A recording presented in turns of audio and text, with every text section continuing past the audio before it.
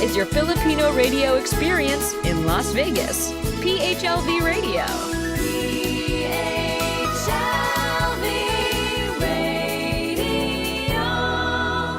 The Filipino American Cancer Care now brings you On the Air with FACC, tributes and support to those impacted by cancer. On the Air with FACC, the Filipino American Cancer Care on PHLV Radio.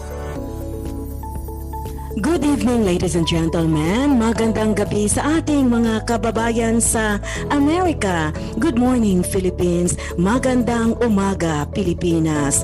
July 23, 2021.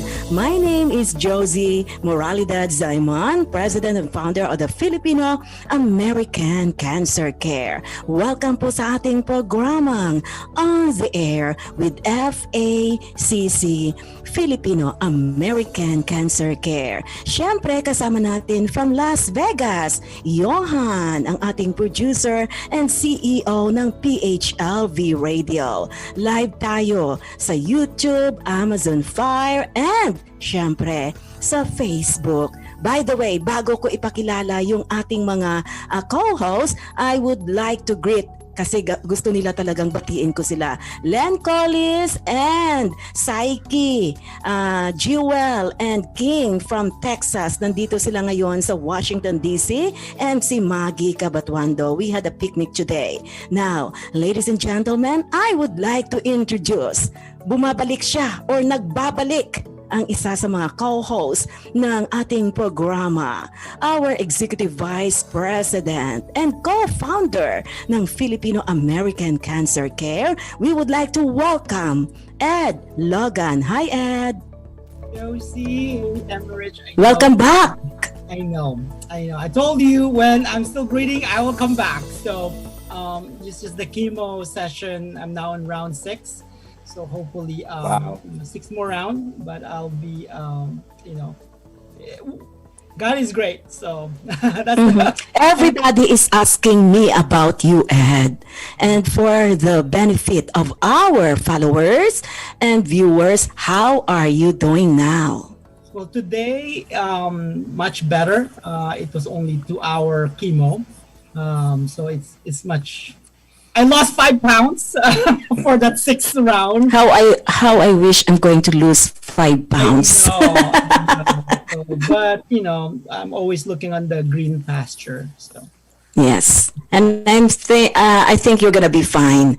And of course, we would like to welcome one of our board of directors, the Demonair, Emmerich Richie Vicente.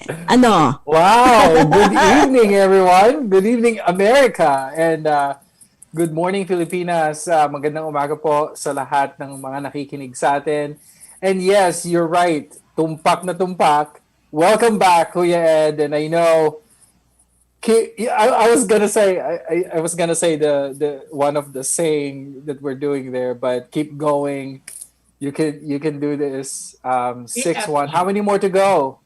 6 more left. So 6 more left. Mm-hmm. And Ate Josie, you wanna lose some weight? I can tell you how. Mm-hmm. But you're not gonna like it. Oh, I don't like that. Of course. Who wants to have a chemo? Oh my gosh. Not me. No, you just need to decrease your calorie intake. That's all it is. Yes, I don't eat sugar anyway. Now, bago natin ipakilala, before we introduce our special guest tonight, we would like to invite everyone sa ating pong fundraising event in celebration of the Breast Cancer Awareness Month this coming October. Ed, would you like to tell our followers and our viewers about this event? Yeah, definitely October 23rd, we will have a guest fashion designer from Milan, Italy, and Shona. She will definitely wow you guys, and we appreciate you guys supporting this end of the year fundraising for FACC so that we can support more cancer beneficiaries, both here in the United States and in the Philippines. Yes, and we're going to update all of you kung sino po yung mga guest namin dito. We are going to have the people and the kids who are going to walk on the runway. And we are all going to wear pink. Diba? Now, let's go to our special guest tonight. He was diagnosed with stage 3C testicular cancer by the age of 25. When I look at him tonight, he doesn't look like 25 or 26 or 27. He looks to me like 18. He was in a 2-week non-induced coma where he faced multiple near-death experiences, having to relearn to live his entire life again. From strong support and guidance of his parents and girlfriend, wow, Fiance now. oh, fiance. His fiance's name is Loren, spending countless nights in the hospital. And through years of perseverance and hard work, through his health and wellness background, he is now a cancer advocate with a Facebook group of nearly 5,000 patients, survivors, and caregivers, helping them along their journey with cancer. He's a mentor, helping coaches transform their story into a powerful message to help attract and impact their ideal clients. And is a keynote inspirational speaker, sharing his message and story on stages and online across the country and world to help individuals transform their setbacks into their superpowers while teaching them how to create an impactful story and message to share to the world. Ladies and gentlemen, please welcome Matthew Ode. Correct me if I'm wrong, if I pronounce your last name correctly. You're fine. It's Odie, but it's Odie, the okay. hardest. Don't Yeah. worry at all. It's the hardest, shortest last name to pronounce. Mhm. But thank you. Thank you for that amazing introduction. Yeah, but you know, Matthew, in the Philippines, when we read the words, we pronounce it the way they are being spelled. But tonight, I decided to say Ode because I'm in America. I love it. I love it. It's hard to be sensitive on owner. Go ahead, Emmerich. Yeah, no. Thank you so much, Matt. Welcome to our show. And I'm looking forward to this conversation because you're young, you know, on this stage of life, and there's a lot of listeners and viewers who's listening online or however they're doing their thing. And I wanted to kind of give our listeners a background about you a little bit. Where you from? Where did you grow up? All that good stuff. Yeah, absolutely. So I'm currently 29 years old. So I appreciate you saying 18, Josie. So it makes me feel young. I love it. But yeah, I'm 29 now, and I'm from Cleveland, Ohio. And at 24, at the time, you know, I was a personal trainer, was very healthy. I mean, I predicated my entire life to health, meaning working out every day, eating the right foods, getting to sleep, meditation, all of that. And what had happened was I started to notice these minor back pains over the summer, and they kept getting worse and worse and worse. And one night, I actually ended up waking up. I ended up puking up blood. Mm-hmm. And I had to get rushed to the emergency room. And that's where they found out that I had lost 2/3 of the blood circulating in my body. And that's basically equivalent to a gun wound shot. So I got rushed into an emergency surgery where they gave me 6 bags of blood. And the next morning, I remember I woke up and I'm thinking it's over. I'm ready to go home, ready to start living my life again. And my doctor walks in and he sits down with me, he grabs my hand and he says, "Matt, we found an 11-centimeter tumor in your small intestine. We are almost 100% sure it's cancerous, and we have to rush you to the main campus of the Cleveland Clinic immediately." And that, thank goodness, was one of the top hospitals. But getting that news was breathtaking, to say the least. It was a complete shock. And I think for anybody who's heard the words, you've been diagnosed with cancer, or has been a caregiver hearing that to somebody they love, it is very gut wrenching, and it's very typical. And for me, it was just me and my parents at the time. And I just remember looking over to them and seeing them crying. And the only thing I could think about was, how am I going to be strong for them? How am I going to be strong to share the news to Lauren, who now is my fiance, but we were only dating for 2 months at that time. So to put that burden on her, I was so nervous, and I didn't know what the outcome was going to be. So, for me, the one thing I would say is I held in a lot of my emotions, and it actually backfired on me. It made things a lot worse. And this is something I just want to share to anybody who may be going through a challenging moment right now. What do you mean? You keep your emotions? Yeah. So what had happened was, I didn't want to share the anger or the stress that I felt, because, like I said, I you wanted keep to it to yourself. Yeah. And it made things worse. I truly do believe a lot of our anxiety or our depression in life comes from holding in emotions. When I'm not saying you do not have to be doing what I'm doing here, because I did not start like that. It wasn't like sharing it in social media. But I would say either share it to somebody you know, love, and trust, something that's on your mind, or something that is like, hey, I'm feeling this certain way, or share it to somebody who you know can relate. So for my example was either sharing my news to my parents, and well, they already knew the news, but sharing my emotions, sharing how I was feeling, because I was just like, I didn't share anything. I just felt like I needed to be this strong individual, but it was making it worse. I was building more anxiety in my life. Was that because you don't want other people to feel sorry for you, or you don't want to be a burden for others? This is a great question. I actually think that, so women are way better at this. They are way better at sharing their emotions. Us men, I think we have this perception in life that we need to, if we share too much of our vulnerability and our weakness, if you want to call it a weakness, which isn't our weakness, but what people perceive us as weakness, it puts a certain, it puts a certain kind of character into us. It says that, hey, this is who we are, but it's not true at all. I truly believe the more that we're willing to open up, the more that we're willing to share in life, the stronger we are. Because guess what? This journey isn't just about ourselves. And people want to help us. I'll tell you right now, a lot of people want to help us, but if we can't share with what we're going through, they don't know how to help us. So I'm not saying, once again, you have to share it to everybody, but I am saying start with one person that you know, love, and trust, or that you can relate to. And for me, it was like every time I'd hold on to something, it was an extra weight on my shoulder. But when I released it, and I'll tell you how I did it. I released it because when I first saw Lauren, I just broke down crying. I remember breaking down crying and just sharing everything that I was feeling to her. And it was like a weight lifted off my shoulder. So What did she say to you finding out the first 2 months of your relationship? You're still building that foundation, right? Yeah. Tell us how she reacted about this.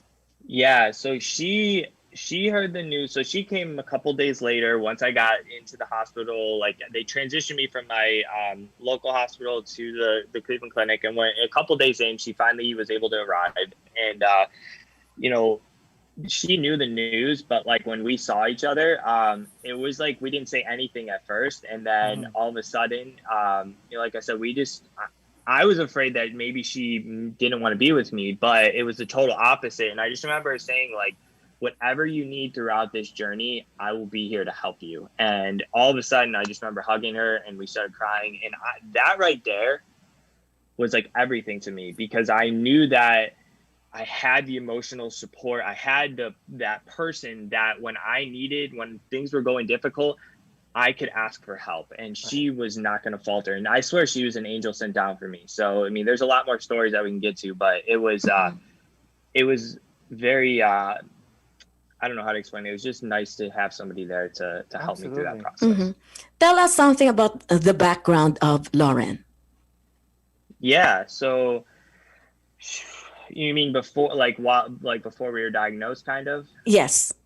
So yeah, she had just Where did you meet graduated. her? Yeah, a really cool We're story. going So to when the I- love life story now. Yes, So- we always go back to the love Part, life and before we go to the food story. this is great because guess what? This is going to all circle around. So we actually met on March 17th of 2016, which is St. Patrick's Day here for the U.S. Yeah. And I think a lot of people Yep. celebrate. So we met just at a local bar, which is kind of funny. But I got her number that night, and we just started kind of dating. And she had just graduated college. She was only like 7 or 8 months out of college, and we were doing all these summer activities together. And she was just trying to help me through, like when I started getting that back pain, she was like, hey, maybe you should go to a doctor. Maybe you should go get it checked out. And I was too stubborn at the time, and she's just trying to help me. But she was, she's just the kindest person. How I can explain her is she gives more than she wants to receive. She loves to give and help others before she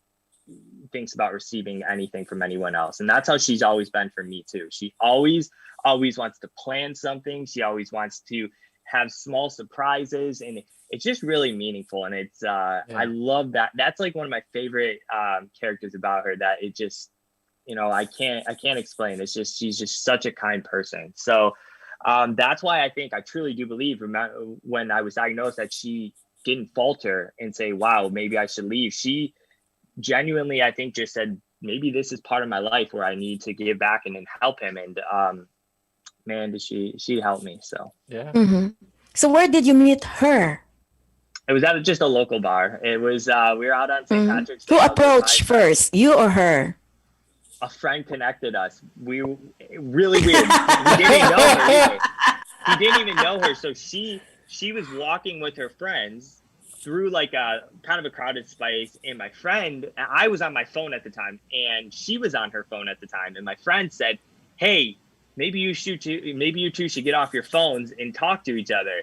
And we looked up, and next thing you knew, I got her a drink, and the rest is history. From It was there. not a blind date.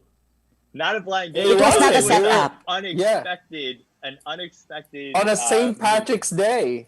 Yeah, so this will be a cool story when we get around to the whole thing, because it's a very special day for us. So, but yeah, that's how we met. Mm-hmm. So how long have you been together now?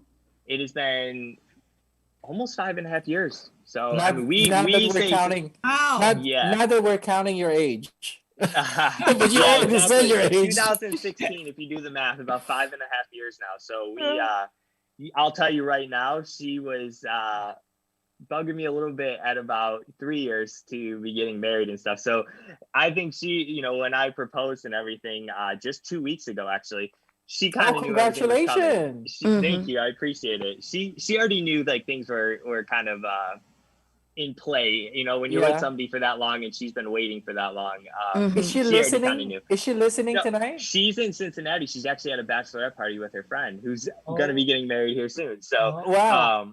yeah. Well, this is recorded, so you can share it to her later on. But I hi, will. Lauren. And you know what? I'm Thank you for taking interested. care of Matt for us. Yeah. And Rich, you know what? I'm excited and I'm interested to know what happened during that proposal.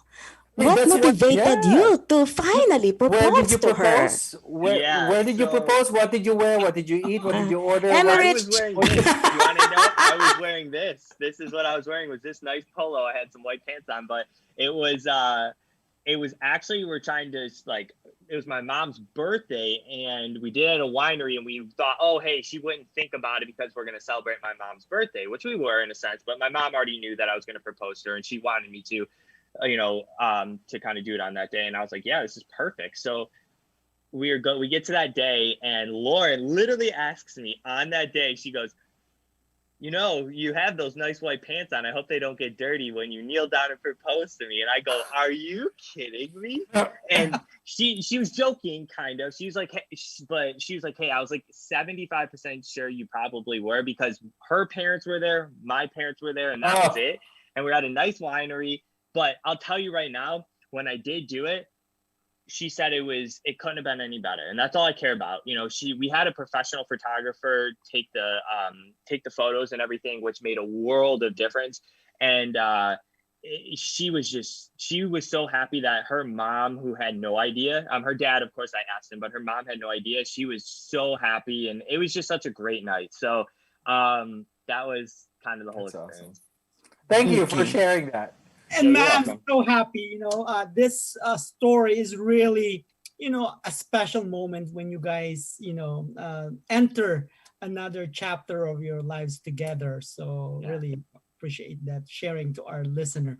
To give a little bit in our conversation with Cancer Journey here. So what are the lessons learned that you can share to our listener? And then what made you decide to create that Facebook group that really, you know how it is. It can occupy the rest of your world. So absolutely. Give us the context on. And not only that, millennials are more into using Instagram than Facebook. You would think, well, millennials, my age, but I target everybody. So that's the cool part is with the Facebook group, you'd be surprised how many people are still on Facebook. A lot of people actually really do use Facebook. And I think that you're seeing Facebook is really gravitating towards certain groups. So people are finding things that they enjoy and they're joining groups or things that they need help with, and they're joining groups to kind of get that assistance or things that they enjoy doing. So for me, I have all age groups in there. It's not just young adults, it's for everybody. And we have age ranges from, caregivers who are taking care of their children to my age, to younger or to older, kind of 40s and 50s, and then even older 60s and 70s. So we have everything, but it's so powerful because the cool part about my group is we aren't just a support group. I help people. My objective as the admin, as what I say is just a mentor, is to help people take action on what they're struggling with. At the end of the day, you can have all the support and listen to all the motivation or listen to all the help you want, but if you don't take action towards what you need to do to better yourself, to get to where you need to be, it's pointless. And I'm not saying that you just have to just start going for it and going crazy, but what I am saying is taking one step a day. How I say it is start by winning the day. Winning the day means you focusing on one thing that you say you're going to do and you go out and do it. What I call is keeping the promises that you make to yourself. And what that do is it creates momentum into your life. By winning the day, you ultimately, if you win 4 out of the 7 days, that means you've won the week. If you win 3 out of the 4 weeks, that means you've won the month. If you can win 6, 7, 8 months out of the year, guess what? You've won the year and you will be such a better individual. You will have so much more lessons and success in your life if you just focus on one thing a day by building momentum, which creates confidence in your life, which ultimately creates rituals and routines. And rituals and routines is when you wake up, even if you don't like doing it, you know it needs to get done throughout your day and you're just going to get it done. But that takes time. It takes consistency and it takes a lot of support and just, keeping the promises you make to yourself day in and day out. So that's what I help people with in the Facebook group. But I can kind of backtrack here because that Facebook group didn't happen till close to 4 years after cancer. About 3.5 years. So, for me, what was the pushback? What was the pushback from not doing it? Yeah, why not sooner? Because I had to take care of myself first. And I always say there's a famous saying in life, in order to be selfless, you must be selfish first. And what I mean by that is if you are not taking care of yourself, let's go in the easiest example, a personal trainer. If you're a personal trainer and you walk into that gym and you're overweight, you don't take care of your body, and you say, hey, I'm going to go and help somebody get fit, do you think they're going to listen to you? Absolutely not. That was me. I was broken down mentally. I was broken down emotionally. I was broken down physically. And I said, I need to take care of my life first. And that took me 2 years after cancer, after my coma, which I'll share kind of all that story. But after that, it was just 2 years of me grinding, saying, hey, listen, here's the only thing that I can focus on is my faith, the people I love and who are there to help me, and then keeping the promises I make to myself day in and day out. That's it. That's the only things I can focus on. Focus on the things I can control. And once I was able to do that, I still had blockages in my mind of like, am I worthy enough to like, after 2 years, I was like, okay, I want to help people. I want to share my message, but I had all this self-doubt. I had all this worry of, is my story worthy enough? Or is, all these lessons I've learned, are people even going to listen to me? And I had to, this is the key, guys. I had to surround myself with the right people in life to get to my destination. So here's how you're going to get to your destination in life, guys. You have a big dream. You either find somebody who's been there and done that, and you start to, learn from that person, or you find individuals who are going that direction as you. And it hurt. I mean, I lost some friends along the way because they expected me to be the person I was before cancer. And I said, no, I'm not that person anymore. I want to do something bigger with my life. But I broke through that. I surrounded myself with other people, and they gave me the courage first to just start sharing my story through Instagram, sharing my story through some social media. Then I got the courage to get on stages. Then I got the courage after, COVID hit. So then I started getting podcasts, all this.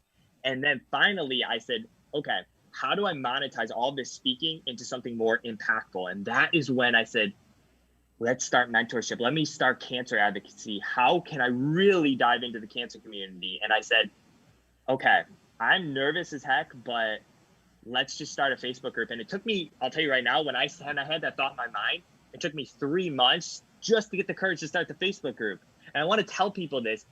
If you have any type of fear of taking action towards something, it usually means that you are going, and when you can break through that fear, that is going to be one of the biggest breakthroughs of your life. And the Facebook group was no doubt one of the biggest breakthroughs through not just helping individuals, but becoming a student as well in that group. I'm a student in the connections I've made because I took that risk. And I said, I'm going to do this because, for me, I don't push faith on anybody, but being a Christian, I said, God, just give me the path. And I listened to him and I just followed it. I followed God's path that he had for me. And I said, I am no longer going to live in fear, but I'm going to live through what he has for me. And that's when I was able to start the group, have that courage. And it took a while. It took some time. But my amazing assistant, who's actually in the Philippines, she helped me so much with getting the right people into the group, finding the right people, diving into the right communities. And now today, we started in October of 2020. And now today, 9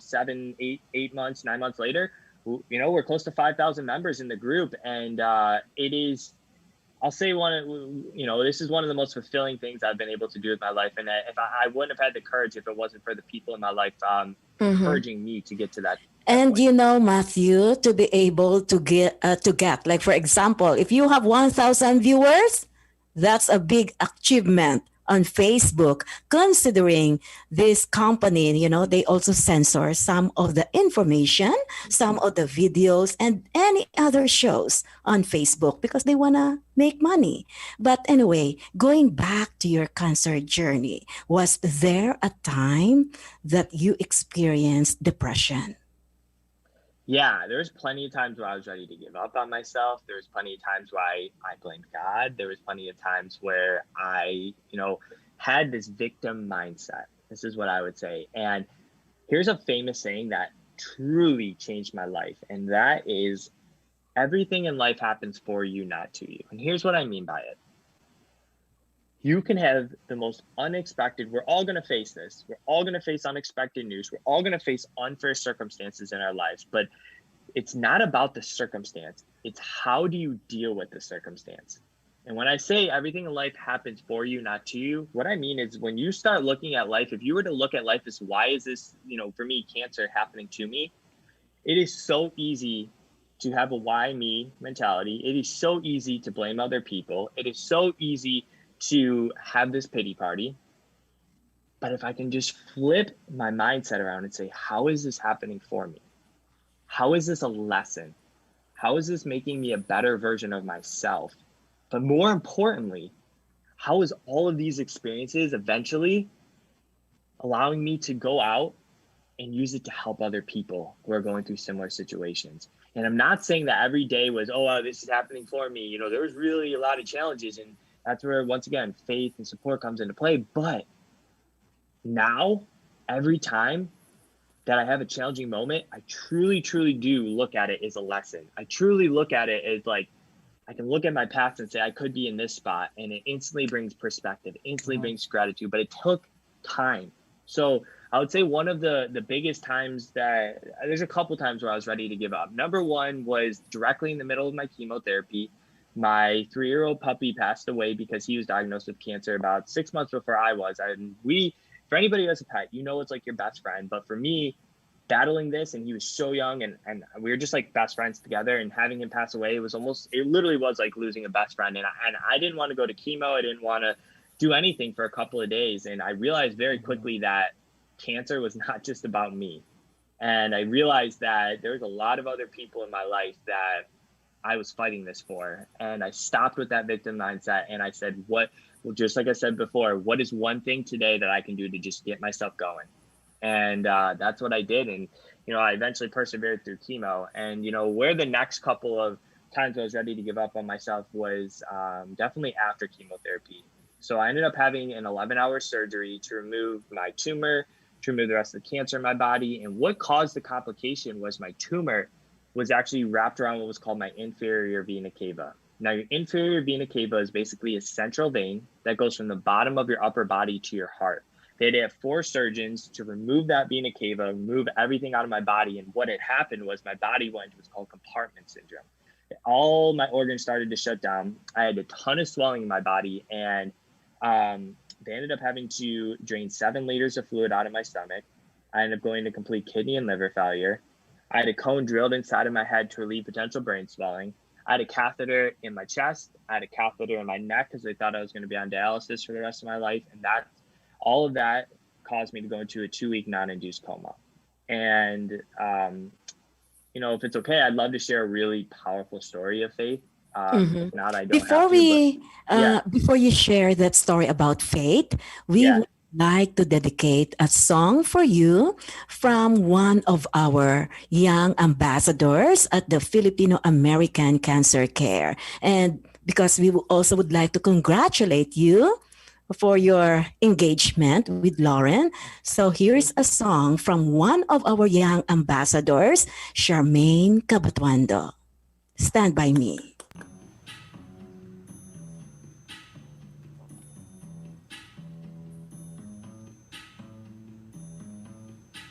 When the night has come, the land is dark, and the moon is the only light we'll see. No, I We don't have an won't audio. be afraid. Oh, I won't be afraid. Just as long as you stand by me. So darling, darling, stand by me. Oh, stand by me. Oh, stand by me. Stand by me.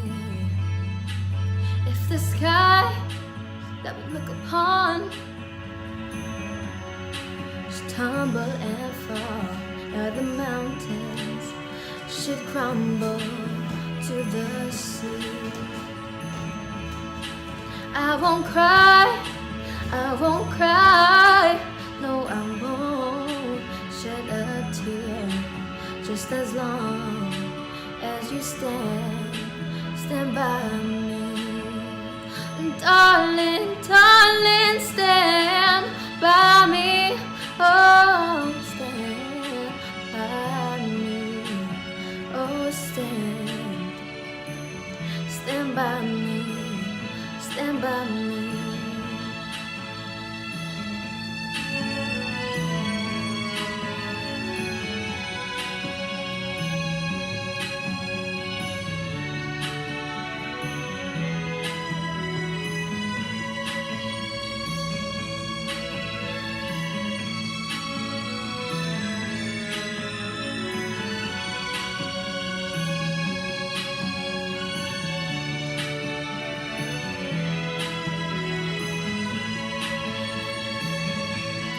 Darling, stand by me. Stand by me. Stand by me. Stand by me. Efraim Cabatuando. Now let's go back to our special guest tonight, Matthew Ode. Now, Matthew, we would like to know about that story with regards to your faith. Yeah, first off, that was incredible. Great job. And that was amazing. So thank you. And that was just very special. So going to my story, yes, this is a very powerful story. So my mom was very faith-based. She would hold local prayer services. We had 3 local prayer services where hundreds of people would come and pray for me locally. And from my understanding, from what they told me, was thousands around the world, like all across the world, they had people praying for me. And you had my mom, my dad, and Lauren who were in the ICU with me. And Lauren would come over every day, grab my hand, and she would pray for me. She'd pray for healing, pray for me to wake up. And on the very last day of the third prayer service, directly in the middle, as hundreds of people were praying at the local church, thousands praying around the world, and Lauren was holding my hand, praying for me, was the moment I woke up from my coma.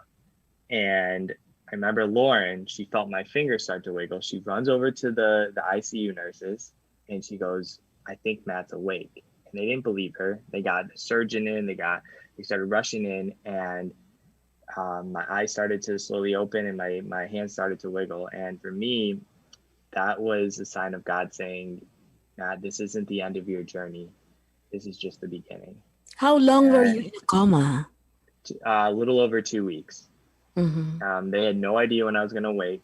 They didn't know, when I woke up, what kind of state I was going to be in, where my mind was going to be, where my body was going to be, any of that stuff. So, and, you'd think, okay, now Matt's starting to, finally see that light at the end of the tunnel. But, a week after I was out of my coma, they go to take out one of the catheters in my neck.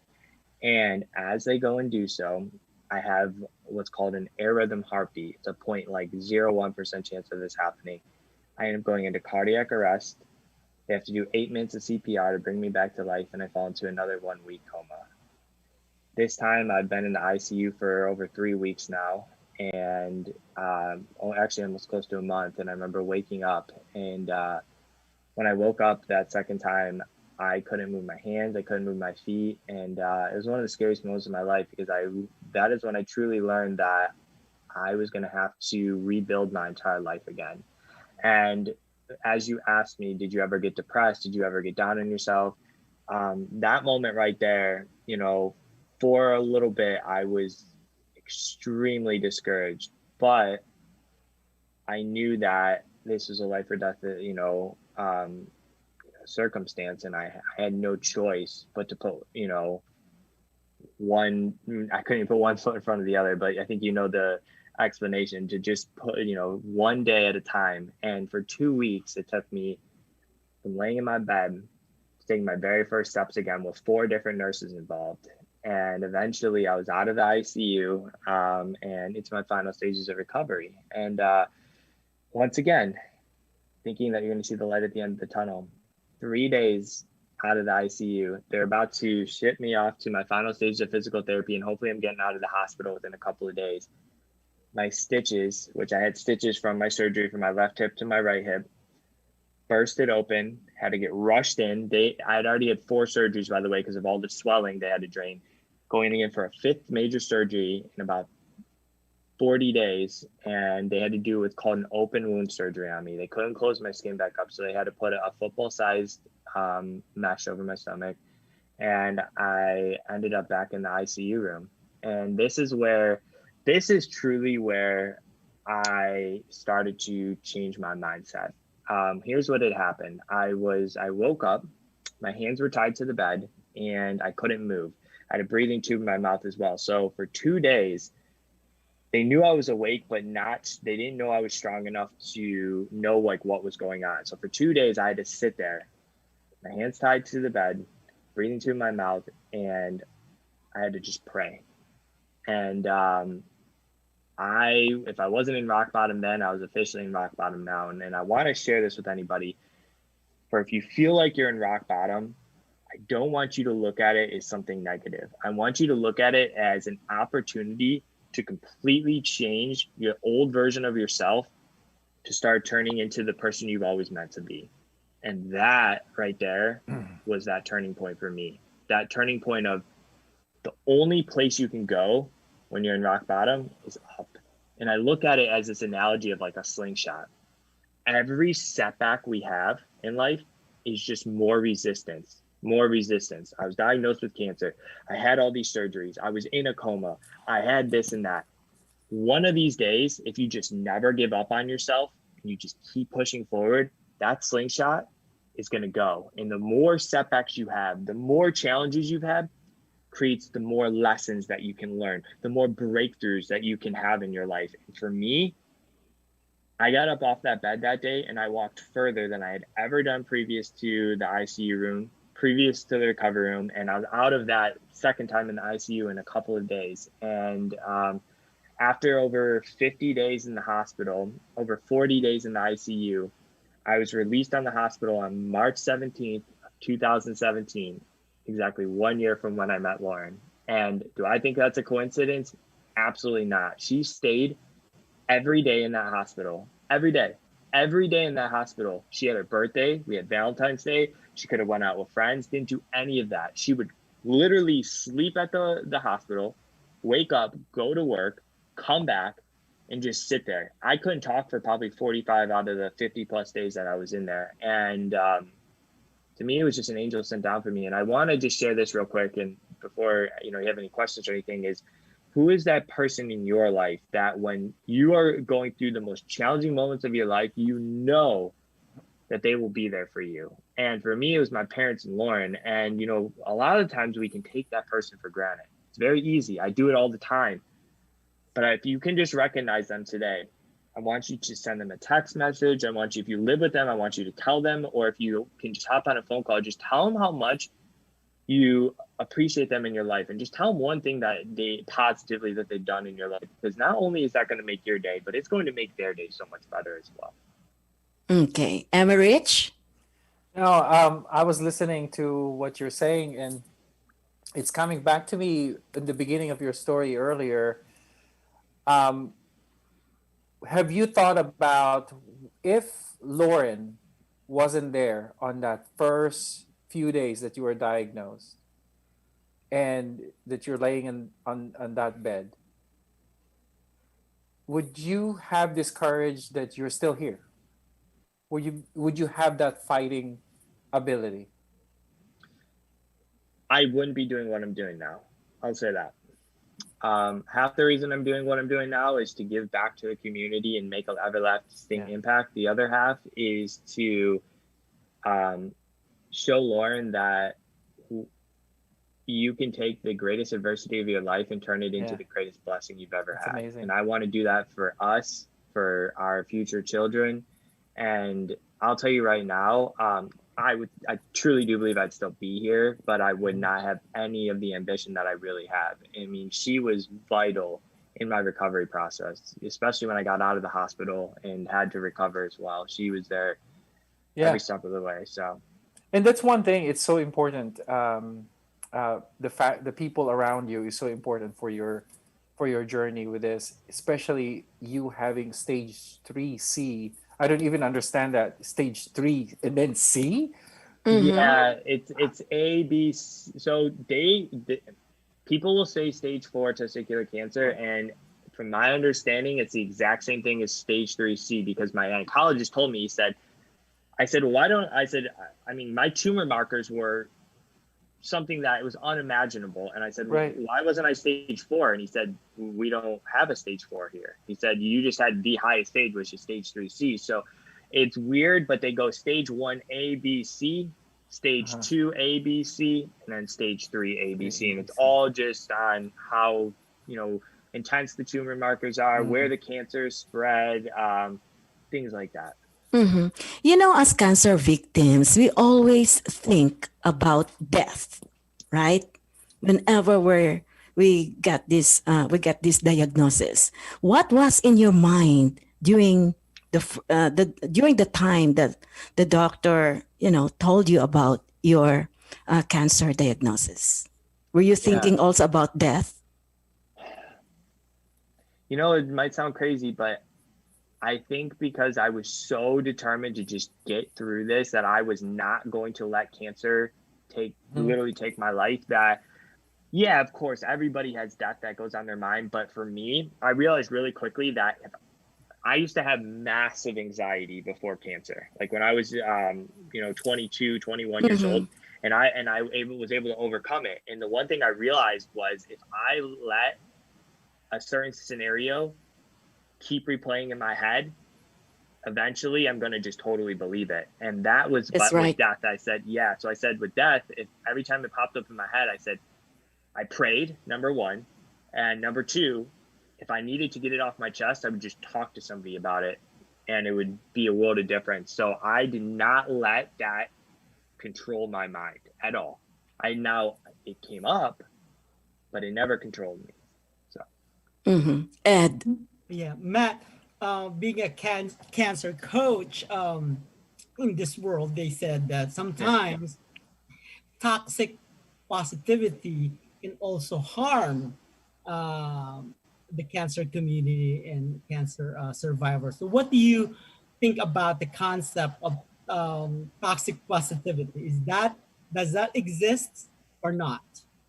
Yeah, so give me an example of toxic positivity, just so I can kind of understand. Sure. Sometimes acknowledging the emotion of, yes, as you said, it's okay to feel down at that moment, right? Yes. Because sometimes acknowledging that emotion at that moment, it's okay, but not letting you control your, your life moving forward, like the next day. But just the way that you take it one at a time. So this is what I look at. Yeah, this is how I look at it. It is 100%. I tell people to feel the emotions. It's okay to be angry. It's okay to be upset. It's okay to have those thoughts.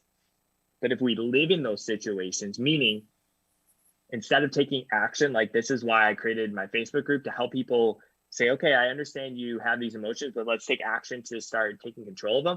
Because if you don't, that's where mental health truly comes into play. That's where true anxiety, true depression, true PTSD, because we live in the situation when we should have said, hey, listen, I felt this emotion. I understand it's here, but what do I need to do today to just start coping with the feeling? I'm not saying it's just going to ever go away. Scanxiety will always be there. Scanxiety basically means the fear of when you have scans or the reoccurrence of cancer. It's just going to always be in your mind, but are you going to let it define you? Or are you going to say, you want to know what helped me get rid of this was stop letting cancer be about me and focus on serving others. Because I truly believe when you're serving other people, you can't constantly be focusing on the negative parts of yourself as well. And I'm not saying, once again, you have to do all these magical things, but start with one person. Absolutely. In other words, it's okay to be angry, to be emotional, but it's not okay to live in fear, in anger, and hate, and anything else that will affect your emotional health as well. Now, my question is this: where are you now in your cancer journey, and what are the chances that the cancer will come back? Yeah, so chances of cancer coming back for me is, at least in testicular form, is super low. They say after 2 years, it's like 95%. After 5 years, it's like 99 point something percent that it won't come back. And I'm almost at that 5-year mark now. So, I get nervous when I go to get my scans. I'm like every other person, but if I taken care of my body, meaning eating the right foods, getting the sleep, working out, drinking water, and I do everything that I can possibly do to take care of myself, I feel pretty darn good when I'm going into these scans, because I know that I took care of my body. And at the end of the day, if I'm just going to assume things, like assume that it could come back, assume this or that, it's just going to create more stress into my life. So it's usually only a day or two before I get my checkups that I'm nervous. After that, I mean, before that, I'm fine because I said I've taken care of myself. I've taken care of what I need to do. So that's basically how I've lived, you know, my life the past couple of years. Now, yes, the first 2 years, remember, I told you, I had to really take control of my life for the first 2 years after cancer because I had massive anxiety of scans coming back. I had massive stress of, you know, what happens or what could happen. You know, am I going to fully recover? Blah, blah, blah, this. And eventually I was able to, you know, overcome that. And nowadays, my sole focus here is serving other people. That's right. I just want to serve others. At the end of the day, Right. if you can authentically be yourself while serving others through something you've gone through that's challenging in your life, you can do almost anything. It's incredible. So that's what I want to tell people is your story and your message. This is what I'm helping coaches with. Your story and your message is the most powerful thing that you can do to help other people because everyone has their own unique story. Everyone has their own unique journey they've been on. It's just a matter of you crafting it to being able to say, how can I serve others? You know, and that's been my objective. Yeah. So. That's what I posted this morning on my Facebook, that our time on earth is so limited. So we need to live a life with purpose and kindness. That's why the Filipino American Cancer Care is here for others. Yeah. Okay. Emma Rich, we have 6 minutes. No, we only have 6 minutes and there's so much to talk about. I know we can go on and on. I just want to thank you, Matt. He's a very good motivational speaker. Yeah, So guys, You should visit us here in Virginia. I'm not too far away. Yeah, you can drive like 7 hours. Yeah. not You that should bad. attend our All fundraising Cincinnati, event in Cleveland. October. So that's why I told you know. I'm just listening the whole time because when I saw Matt spoke in some of our group, I felt like young. So that's why I joined some of these groups, right? So anyway, so Matt is an incredible, Brothers in Christ #1. 2, as a cancer warrior and this cancer community really made me open up as well to other people, some of the other groups that were part. And we know Chris, we know Bailey, Candice. So it's just a small world, but it's just, again, an amazing story. And we Matt. interviewed some of them on this radio show. We have. Yeah, So Bailey's grateful. amazing. I feel like she's been on here. Maybe not, but if she has, she's incredible. And I can't thank her enough for connecting us to doing this. So. Mhm. And you know, Matthew, as cancer victims, talking to you, it's like we've known you for a long period of time. That's how, when I talked to him, I said, we like talk, like, I gave him. Yeah, we talk. We go way back. love we it. made it like we go way back. And But then that- Rich learned a lot from us. oh yeah, I have learned a lot from you. Oh, man. You guys are all amazing. I can't thank. You guys have been so incredible, and I love this because it's just like you never know where the conversation is going to go, Yes. and it's like And that's everywhere, what- but it's been so powerful. Exactly. Yeah, that's what. And you never Exactly. know what's going to be the next question. Yeah. Yeah. Well, actually, Matt asked me, "Hey, is there any question preparation?" I said, "I'm sorry, Matt. We don't do that kind of stuff in our show." Mhm. Yeah, and That's we good. almost I love skip. it. We almost That's my skip. favorite type. Mhm. We almost There are skipped the most 3 important question though. Hold on 1 second. What is your favorite food? That's the one. And have you had Filipino food? Yes, My love life favorite is the food? second one. What is my favorite food? Oh, whether you like or not, a good steak, and it has to be a good steak. Like So you Yeah. don't limit yourself from eating steak. No.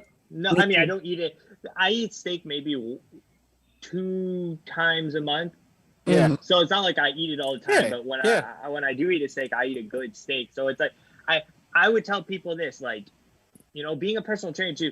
It's the 80-20 rule, meaning 80% of the time, focus on healthy eating, getting your exercise in, doing this, but you have to live life. If you want to be a vegan, a plant-based, awesome, go for it. If you want to enjoy a nice burger or a steak, go for it. Like, you can't live life like just Mhm. 100% because you're gonna burn out. You Yeah. just are. Don't deprive yourself from eating So, steak. so what was your answer on have you had Filipino food? I don't know. I don't know what Filipino food Yeah, would be. yeah. You'd have to tell me. What is That's That's it? why we it. have to Sure. cook for So- him. We have to cook for him. Yes, I'm all. Come to DC, Maryland, Virginia. We're Yes. we're a triangle here. You'll have one meal each time. I love it. That's Mhm. good. I love eating. So, For the Filipino culture, just remember, Matthew, pizza is just our snack. It's not our oh, dinner. good. That's just a snack. That's great. Pizza is one of my tops as well. So, oh man, that is awesome. Okay. So lastly, your message to our listeners, viewers, and followers, those who are suffering right now from cancer. Yeah, this would be my last message to anybody, and it's an acronym that I learned, and it's called HOPE. And my acronym for that is help one person every day. And what I mean by this is never underestimate the power of helping one person. And for me, it's giving back. So like on the days that I felt down, on days that I felt struggling, and I was able to just give back to one person, I quickly realized that me helping one person gave them the knowledge to go and help 2-3 other people. So by the time I was able to help 5 people, I probably actually helped closer to 20 people. By the time I helped 100, I probably was closer to 1,000 people. So don't ever underestimate the power of helping one person. I'll give 2 messages, but this is the first one. And, you know, of course you have to take care of yourself first, but in the process, just like remember, a lot of my anxiety went away when I started serving other people. So that was a huge thing for me. And number 2 is I just want to let people to know that you are enough in this current moment. I know we get hard on ourselves. We are our own worst critic.